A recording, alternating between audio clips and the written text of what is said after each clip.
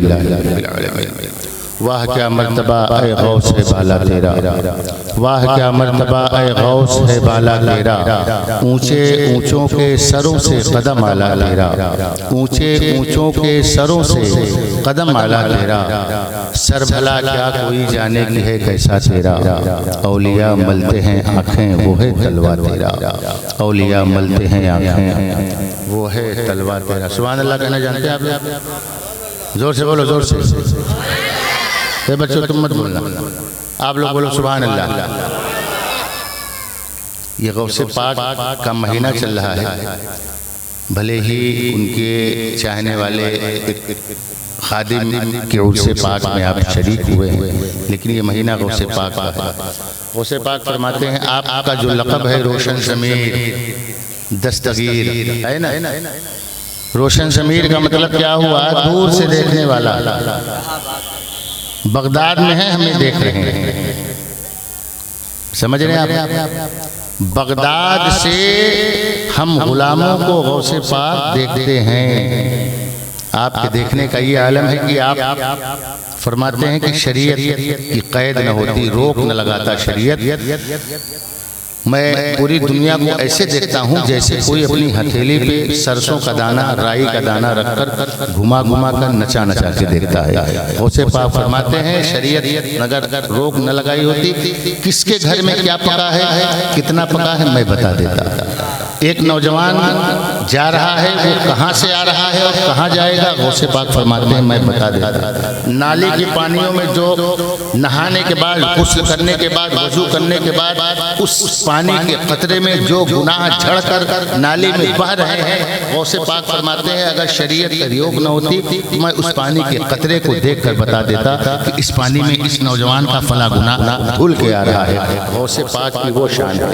आप उनकी महफिल में, उनके महीने में बैठे हुए हैं, बिल्कुल जिंदा दिली के साथ बैठे। जो आयत मैंने पढ़ी है बस कुछ देर, चूंकि इस महफिल में मैं उस वक्त से आ रहा हूँ जब शायद कारी मोहम्मद इरफान साहब पैदा नहीं हुए होंगे, मैं तब से आ रहा हूँ। और अल्हम्दुलिल्लाह हमारे गांव के लोग, हमारे इलाके के लोग हमें बुलाते हैं। ये हमारा फरीज़ा है कि आपको मैं आईना दिखाऊँ। एक शायर कहता है ना कि बस दूसरों की ऐब तुम्हारी नज़र में है, बस दूसरों की ऐब तुम्हारी नज़र में है, घर में कोई आईना नहीं। मैंने जो आयत पढ़ी है बहुत अच्छी अच्छी बात, बस 10 से 15 मिनट। अल्लाह इरशाद फरमाता है या अय्युहल्लज़ीना आमनू तक़ुल्लाहा वकूनू मअस-सादिक़ीन, ऐ ईमान वालों मुझसे डरो और सच्चों के साथ हो जाओ। सच्चों के साथ रहोगे, सच्चे बनोगे, सच्ची सोच होगी, सच्ची बातों पे अमल करोगे, और जब खुद अमल करोगे तो सच्ची बात दूसरों को सिखाने की कोशिश करोगे। विदेश के लोग जब यहाँ पढ़ने पहले के दौर में भेजा करते थे अपने बच्चों को कि जाओ बड़ी बड़ी यूनिवर्सिटी में तुम तालीम हासिल करके आओ, तालीम हासिल करना, मगर एक सबक मैं बता रहा हूँ उस पर भी अमल करना अपने बच्चों से। वो माँ बाप, विदेश के माँ बाप जो हिंदुस्तान तालीम हासिल करने के लिए आते थे, वो कहते थे कमरा वहाँ लेना जहाँ मुसलमानों की बस्ती होगी, हॉस्टल में उस कमरे में रहना जहाँ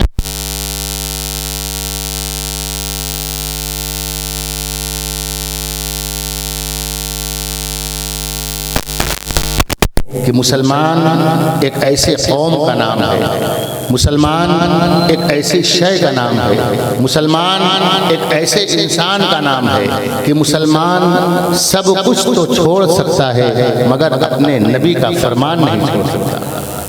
उनके नबी ने जो बताया है उस पर अमल करेगा, उनके नबी ने जो सिखाया है उस पर अमल करेगा, उनके नबी ने जो उन्हें समझाया है अपनी शरीयत के जरिए से जो उन तक पहुंची है उस पर अमल करने की कोशिश करेगा।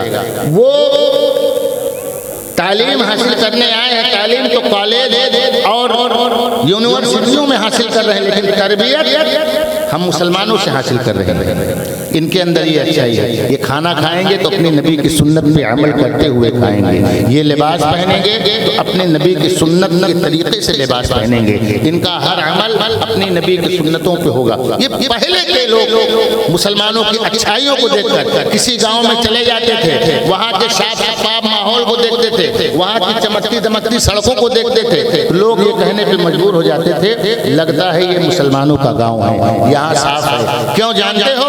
जब पहले के लोग चलते थे तो अगर रास्ते में कोई तकलीफ देने वाली चीज नजर आती थी, चाहे वो मोटरसाइकिल से हो चाहे वो साइकिल से, उतरता था, अपने नबी की सुन्नत को याद करके वो तकलीफ देने वाली चीज को अलग अलग देता था, बगल लगा रख देता था, तब वो आगे बढ़ता था, रास्ता साफ हो जाता था। कोई तकलीफ देने वाली चीज हुआ नहीं करती थी, लोग अंदाजा लगा देते थे कि लगता है इधर से कोई मुसलमान गया है, कोई आशिक़ नबी गया है, आशिक़ रसूल गया है। और ये उस दौर की बात कर रहा हूँ, लेकिन आज के दौर का क्या हाल है? जिस मोहल्ले में, जिस गांव में गंदगी ज्यादा नजर आती है, लोग कहते हैं लगता है मुसलमानों का गांव। कितना फर्क हो गया, कितना बदल गया, माहौल कितना बदल गया। इसीलिए फरमाया गया सच्चों के साथ साथ अल्लाह से डरो और सच्चों के साथ साथ इश्क़ नबी का जाम जिसे कहते हैं हमारे सीने में जन हो जाएगा ना, तो फिर दुनिया और आखिरत की लज्जत हमें यही महसूस होने लगेगी। हम हैं कहाँ? हम किस अमल पे इतरा रहे हैं? हमारे अंदर कौन सी ऐसी नेकी है जिसकी बदौलत हम अपने काम अपने रब के सामने, अपने बड़े बुजुर्गों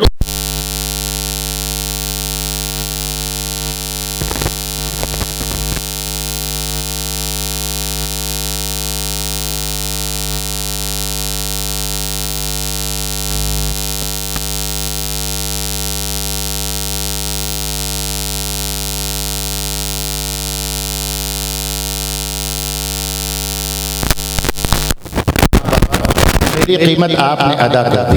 कहा अब मैं जो कहूँगा तुझे करना पड़ेगा। कहा मैं करूँगी। आप फरमाते हैं कि जा पहले गुस्ल कर। गुस्ल करने के बाद पाको शफाफ जो है लिबास वो पहन के आती है। कहा चल एक तरफ मुसल्ला तू बिछा, एक तरफ मुसल्ला मैं बिछाती हूँ।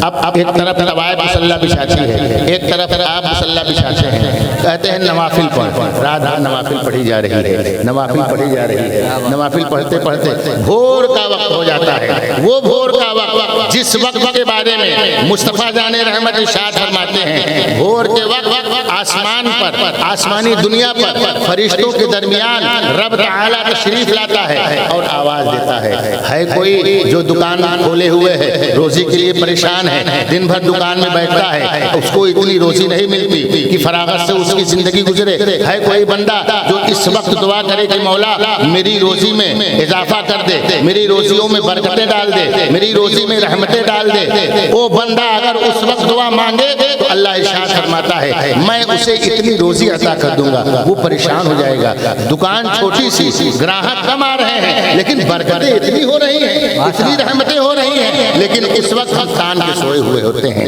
रब इरशाद फरमाता है आसमानी दुनिया पे फरिश्ते साथ हुआ करते हैं। है कोई जिनके घर में कोई ऐसा बीमार हो जो इलाज कर रहे हो, लखनऊ इलाज हो रहा है, बनारस इलाज हो रहा है, दवा काम नहीं कर रही है, लोग इलाज पे इलाज कराते चले जा रहे हैं, बड़े से बड़े डॉक्टरों को लोग दिखाकर परेशान हो गए हैं, फिर भी मरीज ठीक नहीं हो रहा है। मेरा रब इरशाद फरमाता है, आपका रब इरशाद फरमाता है, सबका रब इरशाद फरमाता है आओ भोर के वक्त जब मैं मरीजों को शिफा देने का वक्त होता है, तुम तो उस वक्त चारपाई पे टांग फैला के सोए हुए नजर आते हो। खुदा की कसम मेरे आका इरशाद फरमाते हैं उस वक्त उस मरीज के लिए अगर कोई बाप बीमार है बेटा दुआ करे, शौहर बीमार है बीबी दुआ करे, बीबी बीमार है शौहर दुआ करे, उस वक्त जो दुआ की जाएगी ना, मेरा रब इरशाद फरमाता है मैं उसकी दुआ को कबूल करूंगा और उसके घर में जो लाइलाज मरीज है ऐसा शिफा अता करूंगा कि वो छोटी सी गोली होगी। क्या समझते हो,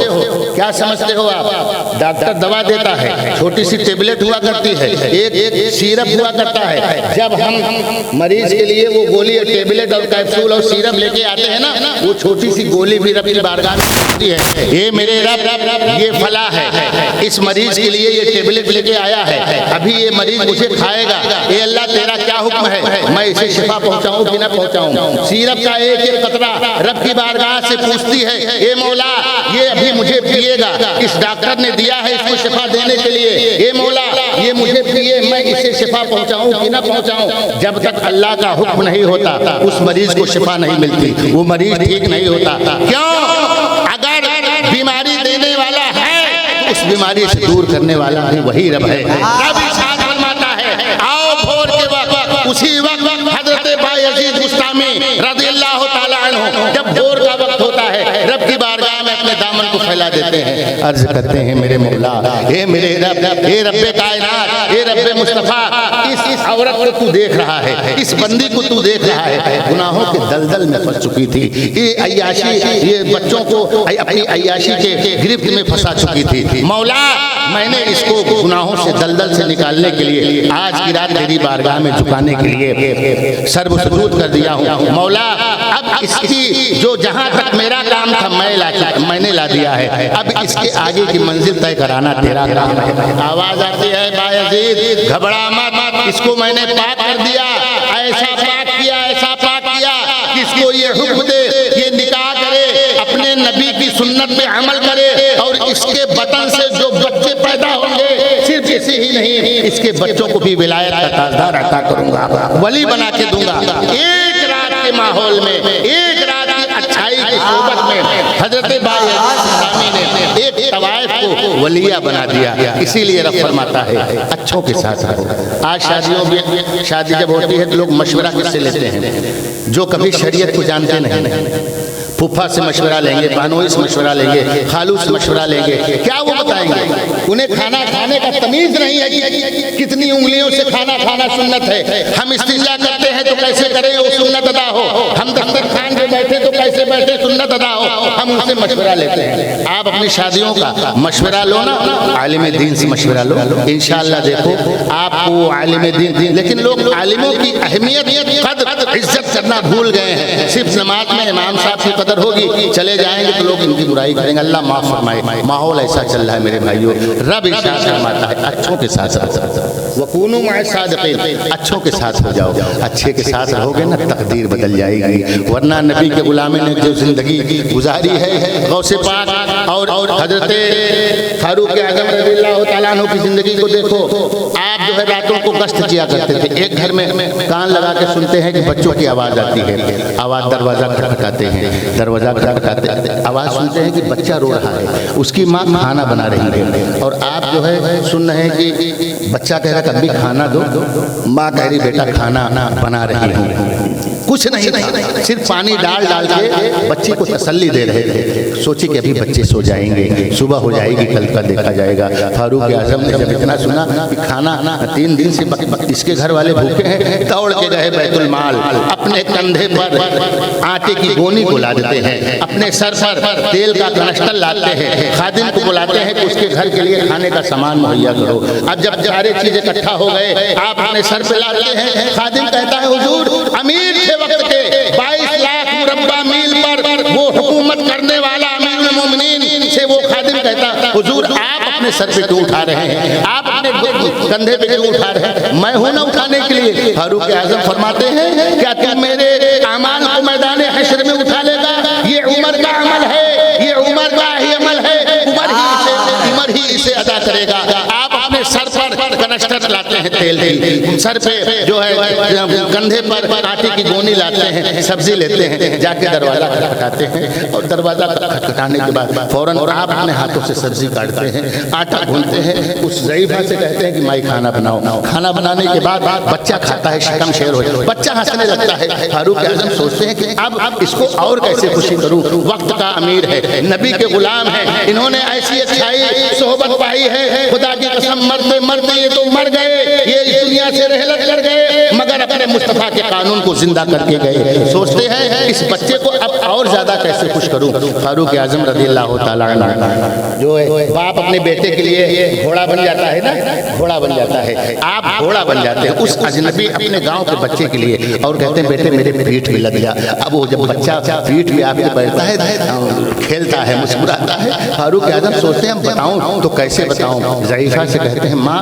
तू 3 दिन से फाके पर है, तूने यहाँ के अमीर को खबर नहीं दिया। कहा अगर अमीर ही हमारी खबर लेता तो हम फाके पे क्यों होते। कहा क्या अमीर को तू माफ़ नहीं करेगी। कहा नहीं मैं उन्हें माफ़ नहीं करूँगी, लेकिन हाँ बेटे अगर तुम कहोगे तो मैं उन्हें माफ़ कर दूंगी। फारूक आजम फरमाते हैं कि मैंने कहा कि माई मैं ही यहाँ का अमीर हूँ, कसम खुदा की मुझे खबर न थी, मुझे मालूम न था, वरना तेरे बच्चे कभी फाके से न होते, तेरे बच्चे कभी भूखे न सोते, मैं ही अमीर हूँ। जब उस ज़रीफ़ा ने सुना कहा आप अमीर हैं, आप ही अमीर होने के लायक हैं। जो अमीर है वो घर की खबरगिरी करता है। जब बच्चों की सोहबत में आप रहोगे ऐसा अमल आप अपने अंदर पैदा करने की कोशिश करोगे। मेरे दोस्तों अच्छा बनने की कोशिश करो, अच्छे पे अमल करने की कोशिश करो। चंद शेर मैं आप हज़रात के सामने नाते मुस्तफ़ा पेश करता हूँ, उसके बाद रुखसत होता हूँ। यादें मुस्तफ़ा ऐसी, यादें मुस्तफ़ा ऐसी बस गई है सीने में, यादें मुस्तफ़ा ऐसी, यादें मुस्तफ़ा ऐसी बस गई है सीने में, यादें मुस्तफ़ा ऐसी बस गई है सीने में। जिस्म हो कहीं भी अपना, जिस्म हो कहीं भी अपना, दिल तो है मदीने में। जिस्म हो कहीं भी अपना, जिंदाबाद मदीने में यादें मुस्तफ़ा ऐसी। और शेर समाप्त करें। मेरे प्यारे आका का घर तो है मदीने में, मेरे प्यारे आका का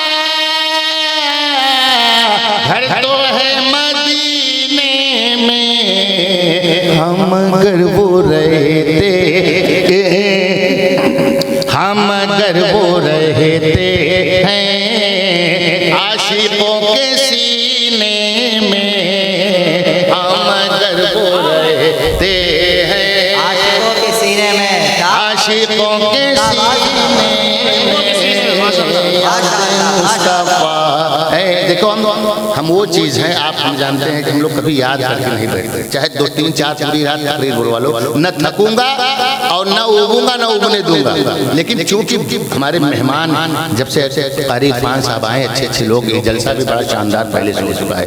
पहले इतना अच्छा नहीं होता था, लोग कम लोग आते थे बहरहाल, इसलिए मैं बहुत तेजी के साथ 80 की स्पीड में सुना रहा हूँ और आप सुन भी रहे हैं। हम अगर वो रहते हैं, और इस शेर में जो है खास तौर से तवज्जो करता हूँ, बोल दो सुभान अल्लाह।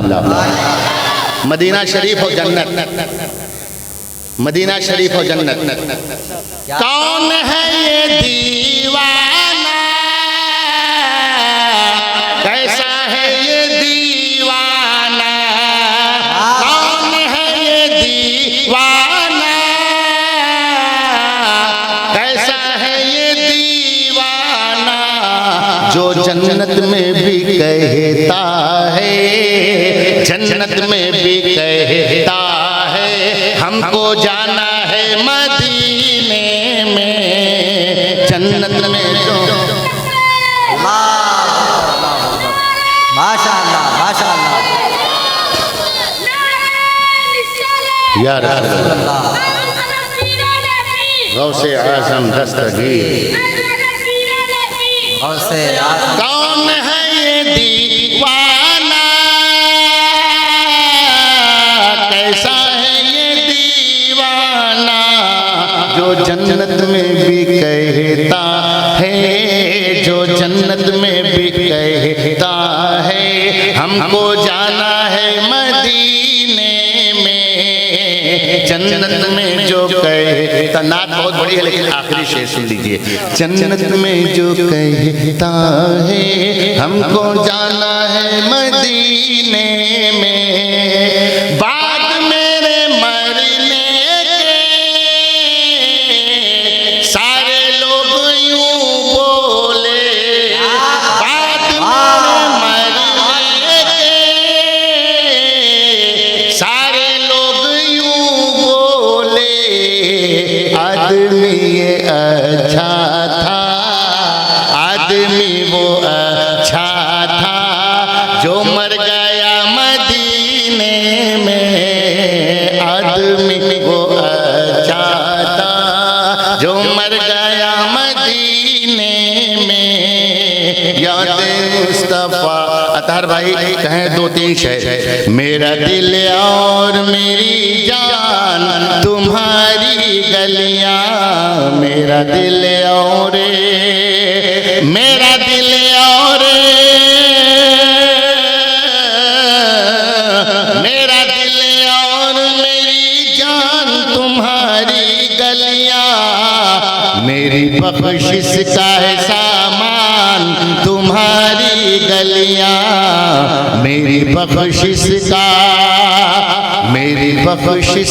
है सामान तुम्हारी गलियां।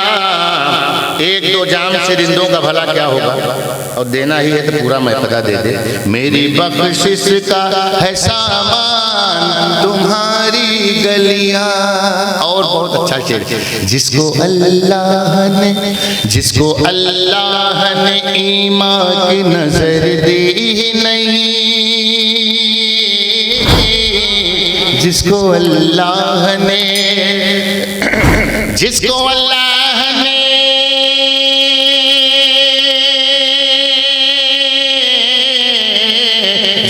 अल्लाह ने ईमान की नजर दी नहीं, कैसे देखेगा वो शैतान तुम्हारी गलियां, कैसे देखेगा वो शैतान। अल्लाह ताला हर बात पर अमल करने की तौफीक और अता फरमाए। वाखिर दावाना।